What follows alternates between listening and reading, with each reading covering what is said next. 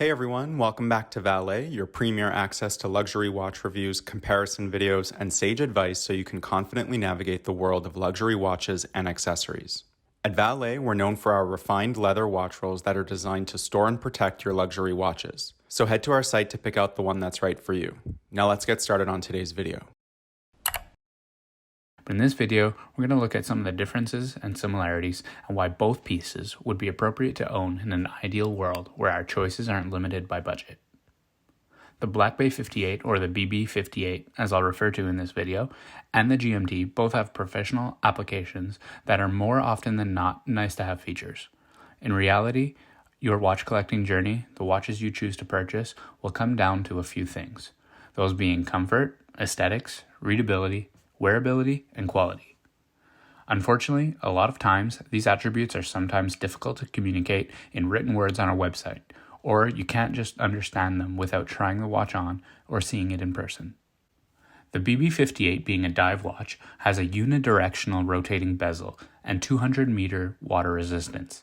The GMT, being a professional model as well, has a bidirectional bezel, the date function, and 200-meter water resistance. When you begin to consider the wearability and aesthetics, there are a lot more differences. Side by side, you'll notice the BB58 coming in at 39 millimeters has larger hour markers than the 41 millimeter GMT. The hands are also a touch bigger in the BB58, thus allowing for more lume in those difficult to read situations like on a dive, for example. Both watches feature an aluminum bezel with printed numerals, obviously with different numbers to serve their specific functions. On the BB58, these are used as a timer for dives, and the GMT to mark the hour of the day in another time zone. The other differences, besides color, is the loomed pip on the BB58. Also, apart from the color of the minute markers and the applied hour markers, the GMT has an extra hand to indicate the additional time zone. There's also super subtle differences that you would only notice by having both watches side by side in the dark. It's that the lume of the BB58 is more vibrant and a deeper green compared to the GMT. Another area of difference that you might not notice at a quick glance from the website or in some pictures is the extra thickness carried by the GMT.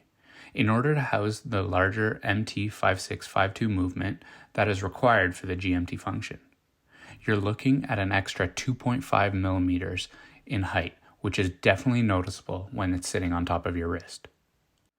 Of course, given the size difference, you'll also notice that the GMT is about 25% heavier, which is not an insignificant difference.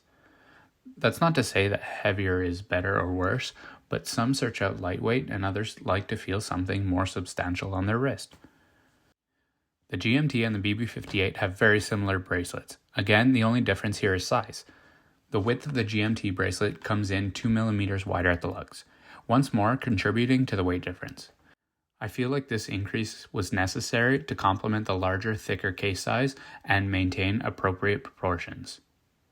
I hope this video gives you guys a better idea of the differences between the BB58 and the GMT and how they can both offer different functionality and a different on-the-wrist experience, depending on what you like, need, or want for the next timepiece in your collection. So if you prefer a relatively smaller and thinner watch with a vintage dive look, a simple dial, and what might be considered more understated, then you can go no wrong with the Black Bay 58. However, if you prefer a more substantial watch on the wrist due to its overall larger footprint, has the GMT function, and is visually more eye-catching of the two, then the GMT could be what you're looking for.